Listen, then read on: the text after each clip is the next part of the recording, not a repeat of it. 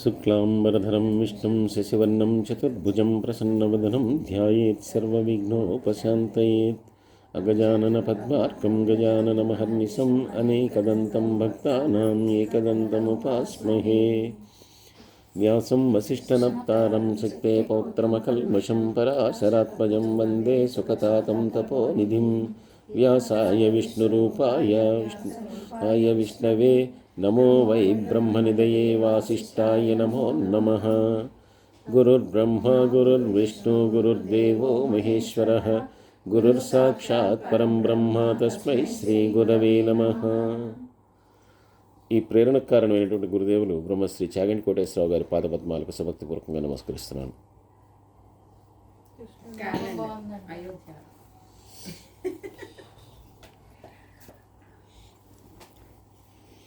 వశిష్ఠ మహర్షి దిలీప్ చక్రవర్తికి మాఘమాస విశేషాలను చెప్పుకునేటటువంటి దాంతో మొదటి అధ్యాయాన్ని మనం పూర్తి చేసుకున్నాం.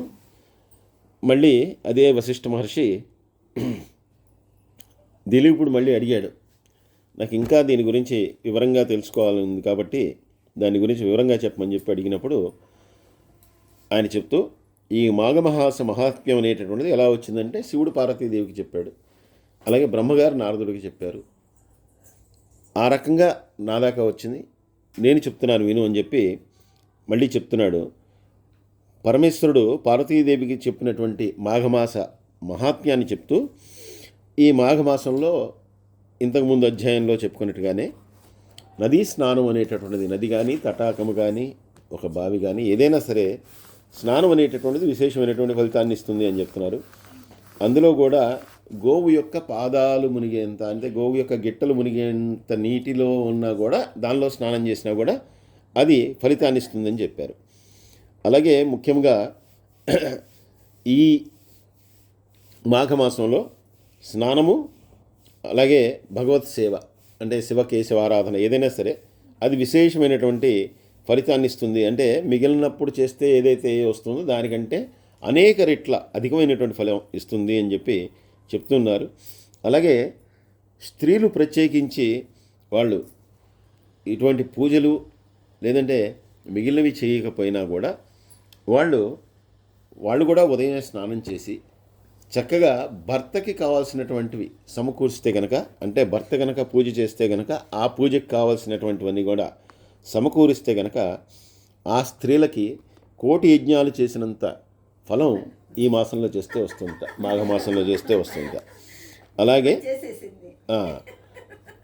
ఎవరికి రాదు అంటే ఏమి చేయకూడదు అంటే దుష్ట సహవాసము, అంటే మామూలుగా ఏవైతే పాపాలు అని చెప్పారో అవన్నీ కూడా, ఆ పాపాలన్నిటికీ కూడా ఎప్పుడైనా కూడా పాపాలే అవి. కానీ ఈగ మాఘమాసంలో కనుక అటువంటి పాపాలు చేసినటువంటి వారైనా, అంటే బ్రహ్మహత్యాది మహాపాపాలు, లేదంటే కనుక వేరే స్త్రీల పట్ల ఆసక్తి కలిగినటువంటి వాళ్ళు, వాళ్ళతో ఇచ్చేసినటువంటి వాళ్ళు, ఇటువంటి వాళ్ళు మద్యము త్రాగి చేసేటటువంటి వాళ్ళు, జీవహింస చేసేటటువంటి వాళ్ళు, వీళ్ళు కూడా ఈ మాఘమాసంలో నదీ స్నానం చేసి శివకేశవ ఆరాధన ఏది చేసినా కూడా వాళ్ళు చేసినటువంటి పాపాలన్నీ కూడా పోతాయి అని చెప్తున్నారు. మనకి శాస్త్రంలో చెప్పే వాటిని మనం చూస్తుంటే, మనం కార్తీక మాసంలో దీపం పెడితే ఒకటి మోక్షం వస్తుంది. అలాగే ఇలా లేదు సత్యనారాయణ స్వామి వారి వ్రతాల్లో చెప్తారు, అంటే దీంతోనే వచ్చేస్తుందంటే అలా కాదండి, మనసు మారాలి ముందర. అంతేగాని కేవలం 11 నెలలు తప్పులు చేసేసి మాఘమాసంలో స్నానం చేసేసి పాపాలు పోయినాయి అనుకుంటే పోయినాయి అంతే అయిపోవు. అలా కాదు, ముందర మనసు మారాలి. అంటే ఎప్పుడైతే ఈ నెల రోజుల పాటు చక్కగా ఆ రకంగా స్నానం చేసి భక్తితో భగవంతుని ఆరాధించడం, ఆ భక్తి అనేటటువంటిది ఎప్పుడు కూడా అండర్లైన్ చేసుకోవాలి, రెడ్డింగ్ పెన్తో అండర్లైన్ చేసుకోవాలి. అది లేని పూజ, భక్తి లేని పూజ అది వ్యర్థం. అది చేసినా ఒకటే, చేయకపోయినా ఒకటే. అది గంట చేసినా ఒకటే, 5 గంటలు చేసినా ఒకటే, భక్తితో 5 నిమిషాలు దేవుని ముందర కూర్చున్నా ఒకటే. కాబట్టి భక్తి అనేది చాలా ఇంపార్టెంట్. కానీ మనకి శాస్త్రంలో ఉన్నదాన్ని మనం చెప్పుకోవాలి. కాబట్టి మాఘమాసంలో ఇలాంటివి ఏవి చేసినా కూడా వాడి యొక్క పాపాలన్నీ కూడా నశించిపోతాయని చెప్తున్నారు. అలాగే ఈ మాసంలో చేసేటటువంటి వస్త్రదానం కానీ ఏదైనా దానాలు కూడా విశేషమైనటువంటి ఫలితాలు ఇస్తాయని చెప్తున్నారు. అలాగే రాజద్రోహి, గురుద్రోహి, అలాగే దైవద్రోహి, వీళ్ళు కూడా ఈ మాఘమాస వ్రతాన్ని కనుక భక్తి శ్రద్ధలతో ఆచరిస్తే వాళ్ళకు కూడా వాళ్ళ దోషాలని పోగొట్టుకుంటారు. కానీ ఎవరైతే వాటిని కూడా ఈ మాఘమాసంలో చేస్తారో, అంటే దైవదోషణ కానీ గురుదోషణ కానీ ఇటువంటి వాటిని ఈ మాఘమాసంలో కూడా చేస్తూ ఉంటారో అటువంటి వారు ఇంకా అనేకమైనటువంటి పాపాలని మూటగొట్టుకుంటారు. వాళ్ళకి అనేకమైనటువంటి పాపాలు ఇంకా కూడా సంక్రమిస్తాయి. అంటే ఈ మాసంలో చేసినటువంటి పుణ్యం ఎలా అయితే అనేక రెట్లుగా లభిస్తుందో పాపం కూడా అంత గొప్పగానే ఉంటుంది. కార్తీక మాసమైనా అంతే, అది మాఘమాసమైనా అంతే. కాబట్టి ఈ మాఘమాసంలో చేసేటటువంటి పాపాలు కూడా మహాపాపాలు అవుతాయి, చిన్న పాపం కూడా మహాపాపాలు అవుతాయి. కాబట్టి ఈ మాఘమాస వ్రతాన్ని చేసేటటువంటి వాళ్ళని అపహాస్యం చేసిన, దైవ దూషణ చేసిన, కేశవారాధనని కానీ శివకేశవారాధనని అపహాస్యం చేసిన, లేదంటే మన యొక్క వేదాలని అపహాస్యం చేసిన అటువంటి వారందరికీ కూడా చాలా దోషాలు కలుగుతాయి. కాబట్టి ఈ మాఘ స్నానం వల్ల ఎంత గొప్ప పుణ్యం కలుగుతుందో చేసేటటువంటి దోషాల వల్ల కూడా వాళ్ళ దోషాలు కూడా అనేక రెట్లుగా పెరుగుతాయని చెప్తూ ఈ దీనికి సంబంధించినటువంటి ఒక గాథను మనకి తెలియజేస్తున్నారండి. పూర్వకాలంలో ఒక సౌరాష్ట్ర దేశం అంటే గుజరాత్, ప్రస్తుతం గుజరాత్ అనుకోవాలి. అక్కడ సుదేవుడు అనేటటువంటి ఒక బ్రాహ్మణుడు ఉండేవాట. ఈయన వేదాంగాలన్నీ కూడా బాగా చదువుకున్నటువంటి వాడు. చదువుకున్నవాడే కాకుండా అందరికీ కూడా వేదాంగాలని అన్నీ కూడా చక్కగా చెప్పేటటువంటి వాడు. ఒక ఆశ్రమాన్ని నడుపుతూ ఉన్నాడు ఆయన. ఆ ఆశ్రమాన్ని నడుపుతున్నటువంటి ఈయన దగ్గర అనేక మంది శిష్య ప్రశిష్యులు ఉన్నారు. వాళ్ళందరూ కూడా ఈ గురువుగారి దగ్గర చక్కగా వేదాంగాలన్నీ కూడా చక్కగా నేర్చుకుంటున్నారు. ఈ గురువుగారికి ఈ సుదేవుడికి మనం చెప్పుకుంది ఇదే కదా,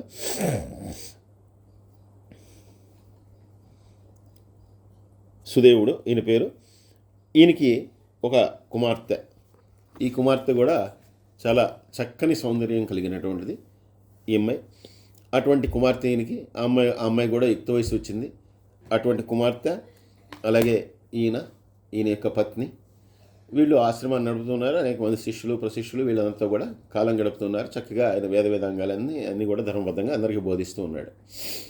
ఈ అమ్మాయి యుక్త వయసులోకి వచ్చినా కూడా ఈ అమ్మాయి కూడా చక్కగా నేర్చుకోవాల్సినటువంటివన్నీ నేర్చుకుంటూ చక్కగా తల్లిదండ్రులకి అనుసరిస్తూ ఈ అమ్మాయి కూడా చక్కగా వాళ్ళతో ఉంది. అయితే ఈ అమ్మాయికి ఈయన శిష్యుల్లో ఒకనొక శిష్యుడైనటువంటి ఒకడి మీద ఈ అమ్మాయికి మనసు కలిగింది. కానీ తండ్రి దగ్గర అది తెలియపరచలేక, అక్కడ బయటపడలేక ఈ అమ్మాయి ఏం చేసిందంటే రోజు వాళ్ళు శిష్యులు వాళ్ళు సమితుల కోసం వాటి కోసం బయటికి వెళ్తారు. వెళ్ళినప్పుడు ఈ అమ్మాయి అతను వెంబడించుకుంటూ ఈ అమ్మాయి అతని వెనకాలే వెళ్ళినటువంటి ఆమె అతనికి ఈవిడ కోరికని చెప్పింది. ఇలా నువ్వంటే నాకు చాలా ఇష్టం కాబట్టి నీతో నేను ఉండాలనుకుంటున్నానని చెప్పి. ఆయన అన్నాడు, తప్పు ఇది.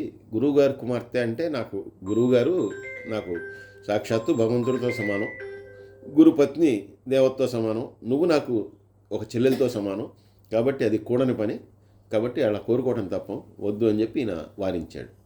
కాకపోతే ఈ అమ్మాయి ఏమైందంటే మూర్ఖంతో, సరే నువ్వు కనుక దీనికి ఒప్పుకోకపోతే కనుక నేను నీతో ఇప్పుడు రాను, నేను ఇక్కడే ఉండిపోతాను, అంతేకాదు ఈ దగ్గరలో ఉన్నటువంటి సరస్సులో పడి నేను ప్రాణాలు తీసేసుకుంటాను, నేను లేకుండా నువ్వు వెళ్ళావు అనుకో, నేను నీ వెనకాల వచ్చినట్టు మా నాన్న చూశారు, ఆయన అడుగుతాడు, నేను రాలేదని తెలిస్తే కనుక తర్వాత నేను చచ్చిపోయానని తెలిస్తే కనుక నిన్ను శపిస్తాడు, సో అవన్నీ కూడా నీకే తగులుతాయి, సో దానికి సిద్ధపడితే కనుక నన్ను వదిలేసి వెళ్ళిపో అని చెప్పి ఆ అమ్మాయి బలవంతం చేసింది. సరే తప్పని పరిస్థితుల్లో ఇక ఈ అమ్మాయి చేసేటటువంటి అఘాయిత్యానికి ఆయన ఏమీ చేయలేక ఈయన ఆ అమ్మాయితో కలిశాడు. కలిసిన తర్వాత ఇద్దరు కూడా ఇంటికి వెళ్ళిపోయారు. మామూలుగా ఈయన వెళ్ళిపోయాడు, ఈయన వెనకాల అమ్మాయి వెళ్ళిపోయింది.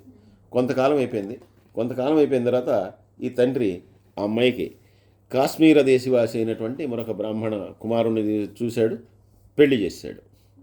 పెళ్లి చేసిన తర్వాత ఆ అమ్మాయికి పెళ్ళి అయిపోయి కొంతకాలం జరిగింది. అనుకోకుండా, అంటే పెళ్లి చేసినటువంటి కొద్ది సమయంలోనే, 1 సంవత్సర కాలంలోనే ఎవరికి ఇచ్చి పెళ్లి చేశాడో ఆ పిల్లవాడు కాస్త చచ్చిపోయాడు. చచ్చిపోగానే ఈ పిల్లకి వైధవ్యం వచ్చింది. ఈ సుదేవుడు చాలా బాధపడ్డాడు. ఇంతమందికి నేను వేదాంగాలన్నీ బోధిస్తున్నాను, చాలా ధర్మబద్ధంగా ఉంటున్నాను నేను అలాంటిది నా కుమార్తెకి ఎటువంటి వైధవ్యం ఎందుకు ప్రాప్తించింది, ఇది చాలా చాలా ఘోరమైనటువంటిది, నేనేమైనా తప్పు చేశానా, తప్పుగా పిల్లని పెంచానా, ఎక్కడ జరిగింది పొరపాటు, నాకు ఇంత కష్టాన్ని భగవంతుడు ఎందుకు పట్టాడు అని చెప్పి ఈయన చాలా దుఃఖిస్తూ ఉండేవాడు. అప్పటి నుంచి ఈ ఆశ్రమంలో చాలా ఎప్పుడు కూడా విచారంతో ఉండేవాడు. శిష్యులు కూడా ఒక రకమైనటువంటి దానిలోకి వెళ్ళిపోయారు. మెల్లగా ఆశ్రమంలో ఆ శిష్యులు తగ్గిపోతూ ఉన్నారు. ఈయన యొక్క పాండిత్యం కూడా ఇంకా, ఎందుకంటే ఈయన ఎప్పుడు కూడా అలా విచారంలోనే ఉండిపోయాడు. ఒకానొక సమయంలో ఈయన దగ్గరికి దృఢవ్రతుడు అనేటటువంటి ఒక యోగి పొంగవుడు వచ్చాడు. ఆ యోగి పొంగవుడు వచ్చి ఈయన అడిగాడు సుదేవుణ్ణి, ఎందుకయ్యా ఇంత విచారంగా ఉన్నావు, చక్కగా అది వరకు నీ ఆశ్రమం చాలా కలకలలాడుతూ ఉండేది, నేనే చాలాసార్లు చూశాను, ఎందుకు ఇలా అయిపోయిందని చెప్పి అడిగాడు. అడిగితే ఈయన చెప్పాడు, ఇలా నా కుమార్తెకి వైధవ్యం వచ్చింది, పెళ్లి చేసినటువంటి సంవత్సరం కూడా పూర్తి కాలేదు, మరి ఎక్కడ ఏ లోపం చేశానో నాకు తెలియదు, ఎక్కడ ఏ అధర్మం, నేను ఎప్పుడు నాకు తెలిసి ఏ అధర్మం చేయలేదు, నాకు ఇటువంటి కష్టం ఎందుకు వచ్చిందో నాకు తెలియట్లేదు, అందువల్ల నేను అప్పటి నుంచి చాలా దిగులుగా ఉన్నాను, బాధగా ఉన్నాను అని చెప్పాడు. అప్పుడు ఆయన సరే ఆయన ధ్యానంలో కూర్చున్న తర్వాత చెప్పాడు, నీ దుఃఖానికి కారణం నాకు తెలిసిందయ్యా, నీ దుఃఖానికి కారణం అంతా కూడా నీ కుమార్తె, అంటే నీ కుమార్తె యొక్క వైధవ్యం నీ దుఃఖానికి కారణం ఇప్పుడు ప్రస్తుతం. కానీ ఆ అమ్మాయికి దుఃఖానికి అటువంటి వైధవ్యం రావడానికి కారణం ఉంది. ఆమె గత జన్మలో ఒక క్షత్రియ స్త్రీగా ఉన్నప్పుడు అప్పుడు కూడా ఆవిడ మంచి సౌందర్యవతి. కానీ క్షత్రియ స్త్రీ అయ్యుండి ఆవిడ మరొకరి మీద మనసు పడి ఆమె యొక్క భర్తనే చంపించేసింది. ఆ జన్మలో భర్తను చంపించేసి కోరుకున్న వాటితోటి ఉండిపోయింది. అది ఆమె చేసినటువంటి తప్పు. ఆ తప్పు చేయటం వల్ల మళ్ళీ ఈ జన్మలో మళ్ళీ నీకు కూతురుగా పుట్టినటువంటి ఆమె ఈ జన్మలో కూడా నీకు తెలియకుండా నీ యొక్క శిష్యుడితోటి ఆ అమ్మాయి ఒకరోజు ఇలా చేసింది. ఆ విషయం నీకు తెలియదు, ఎవరికి తెలియదు. ఆ చేసినందువల్ల అమ్మాయికి ఇప్పుడు అనుకోనటువంటి వైధవ్యం వచ్చింది అని చెప్పి ఆయన చెప్పాడు. వెంటనే మీకు కూడా ఒక డౌట్ రావాలి. వెంటనే ఈయన అడిగాడు, క్షత్రియ స్త్రీ పాపం చేసింది, కానీ నా కడుపున ఎలా పుట్టింది? వేదాంగాలు చదువుకున్నటువంటి పండితుడైనటువంటి నా కూతురుగా ఎలా పుట్టింది? బ్రాహ్మణ స్త్రీగా ఎలా పుట్టింది? పుట్టకూడదు కదా. ఎందుకంటే అంతకంటే ఉత్తమ జన్మ వచ్చింది, బ్రాహ్మణ స్త్రీగా పుట్టింది. వేదాంగాలు ఏమై నేర్చుకోకపోయినా, అర్హత లేకపోయినా వింటూ ఉంది కదా, ఆశ్రమంలో పెరిగింది. కాబట్టి దీనికి ఎలా వచ్చింది అనేటటువంటి సందేహం ఈ బ్రాహ్మణుడికి ఎక్కడొస్తుందో అని చెప్పి ఆయనే ఆ దృఢవ్రతుడై మళ్ళీ చెప్పాడు, నీకు అలాంటి సందేహం వస్తుందయ్యా, దానికి కూడా కారణం చెప్తాను విను. ఆవిడ ఆ రకంగా ఎవరి మీదైతే మనసు పడిందో అటువంటి వారితో కలిసి జీవిస్తూ ఉంది. కానీ అవసాన దశలో, చివరి దశలో ఆవిడ చనిపోయే ముందర ఒకానొక సమయంలో మాఘమాసంలో సరస్వతీ నదీ తీరంలో ఉంది. ఆ సరస్వతీ నదీ తీరంలో ఉన్నప్పుడు అక్కడ కొంతమంది నదీ స్నానాలు చేసి గౌరీ వ్రతాన్ని ఆచరిస్తున్నారు. ఆ గౌరీ వ్రతాన్ని చూసినటువంటి పుణ్యఫలం ఏదైతే ఉందో ఈ అమ్మాయి దక్కి ఈ జన్మలో నీ కూతురుగా పుట్టింది. కానీ నీ కూతురుగా పుట్టినా కూడా పాత జన్మలో ఉన్నటువంటి వాసనలు ఏవైతే ఉన్నాయో ఆమెను వదిలిపెట్టలేదు. అందుకే ఈ జన్మలో కూడా ఎటువంటి నీచమైనటువంటి పని చేసింది. కాబట్టి అందుకే ఈ జన్మలో కూడా మళ్ళీ మరింత పాపాన్ని చేసింది. ఉన్నత జన్మ ఇచ్చాడు దేవుడు, కానీ మళ్ళీ దాన్ని పాడు చేసుకుంది. అందువల్లే ఈ రకంగా ఆ అమ్మాయికి వైధవ్యం వచ్చింది అని చెప్పాడు. చెప్పిన తర్వాత వెంటనే తండ్రి అన్నాడు, ఇప్పుడు ఈ పాపాన్ని ఎలా పోగొట్టుకోగలరు? ప్రాయశ్చిత్తం ఏంటి దీనికి? ఏమి చేస్తే పోతుంది అంటే అప్పుడు ఆయన చెప్పింది ఏంటంటే, ఆ యోగి చెప్పింది, గత జన్మలో ఆమె ఘోరమైనటువంటి తప్పిదం చేసినా కూడా కేవలం ఆ గౌరీ వ్రతాన్ని చూసినటువంటి పుణ్యఫలం వల్ల ఆమెకు ఉత్తమ జన్మ కలిగింది. కాబట్టి ఈ జన్మలో ఈవిడి చేసినటువంటి పాపానికి మళ్ళీ ఆ గౌరీ వ్రతాన్ని చేస్తూ మాఘమాసం అంతా కూడా శ్రద్ధగా ఆ వ్రతాన్ని పాటించి నదీ స్నానాన్ని కనుక చేస్తే తప్పకుండా ఆ అమ్మాయి ఈ జన్మలో చేసినటువంటి పాపం పోగొట్టుకోగలుగుతుంది, ప్రారంభ కర్మను కూడా పూర్తిగా పోగొట్టుకోగలుగుతుంది. కాబట్టి ఆ రకంగా చేయించు అని చెప్పాడు. వెంటనే ఈ సుదేవుడు తన యొక్క కుమార్తె చేత అక్కడి నుంచి ఈ మాఘమాసం వచ్చేదాకా ఆగి, ఆ మాఘమాసంలో ప్రతిదినం కూడా ఆ అమ్మాయి చేత నదీ స్నానం చేయించేలాగా ప్రేరేపించి, ఆ నదీ స్నానం చేసిన తర్వాత చివరికి సువాసనులందరికీ కూడా దక్షిణలు ఇప్పించి, వాళ్ళందరికీ ఇచ్చినటువంటి దక్షిణలు ఏం చెప్తున్నారంటే, కొత్త చేటల్లో చీర, రవికల గుడ్డ, ఫల పుష్పాదులు, పసుపు, కుంకుమ ఇవన్నీ కూడా దక్షిణగా ఇచ్చి చేటల్లో ఆ సువాసనులందరికీ ఇచ్చిన తర్వాత 4 రోజులు కూడా గౌరీదేవి వ్రతాన్ని చేసింది అమ్మాయి. చేసి చివరికి ఆ సువాసనులందరికీ కూడా నమస్కరించుకుని తర్వాత బ్రాహ్మణులందరినీ పిలిచి చక్కగా ఆ ఉద్యాపన అంటే చక్కగా వారందరికీ కూడా భోజనాలు పెట్టి వారందరికీ దక్షిణలు ఇచ్చిన తర్వాత ఈమె చేసినటువంటి ఈ పుణ్యఫలం వల్ల ఆమెకి పాపముల నుండి విముక్తి కలిగింది. కాబట్టి మాఘమాసము అనేటటువంటిది అంత విశిష్టమైనటువంటిది, అంత పవిత్రమైనటువంటిది. మాఘమాసంలో చేసేటటువంటి నదీ స్నానం కానీ, మాఘమాసంలో చేసేటటువంటి ఇటువంటి గౌరీ వ్రతం కానీ, అలాగే సువాసిని పూజ కానీ, ఇవన్నీ కూడా ఎన్నో రెట్లైనటువంటి అధికమైనటువంటి ఫలాలు ఇస్తాయి. కాబట్టి ఈ మాఘమాసంలో చేయవలసింది శివకేశవారాధన, కాత్యాయని వ్రతం, అదే గౌరీ వ్రతము, అలాగే సువాసిని పూజ, ఇవన్నీ చేసినందువలన విశేషమైనటువంటి ఫలితాలు వస్తాయి. ఈ అమ్మాయి కూడా అలా చేసి చివరికి ఆ విష్ణువు యొక్క పాదాలని చేరుకుందయ్యా. అటువంటిది ఈ మాఘమాసం యొక్క ఫలితము అని చెప్పి శివుడు పార్వతీదేవికి చెప్పినటువంటి విషయాన్ని నేను నీకు చెప్తున్నాను అని చెప్పి దిలీప చక్రవర్తికి వశిష్ఠ మహర్షి చెప్తూ ఉన్నారు. సర్వే జనా సుఖినో భవంతు, సమస్త లోకా సుఖినో భవంతు. ద్వితీయ తృతీయాధ్యాయం సంపూర్ణ.